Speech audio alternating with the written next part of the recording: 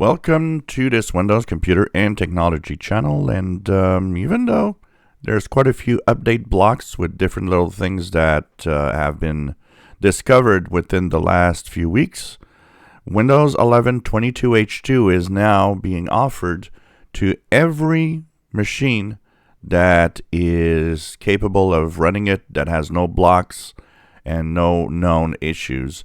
So if your machine is eligible for this, if you go to Windows Updates through Windows 11 21H2, you should see a message that will look like this. Windows 11 version 22H2 is ready and it's free. And there's a download and install button that if you click on it, you will be actually starting the download and install of the 22H2 version.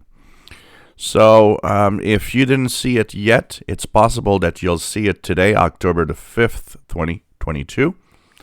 And it will be available for seekers. So that means that unless you go and check out manually with Windows Updates, it's probably not going to show up. Once again, some people are asking me, is there an image? Is there a way to download an image of 22H2?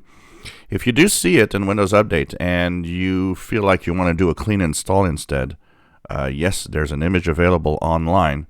I will share the link to the download page of Windows 11 where you can get the image. And even if you don't necessarily want to have it, if you just want to try it, you can actually use the image and try Windows 11. It will work for a few weeks before it blocks all the features because you're not activated, but it's a way to try it out, see if it works well on your machine before anything else. And of course, it's a free upgrade to Windows 10 users still, and it's probably going to stay like that.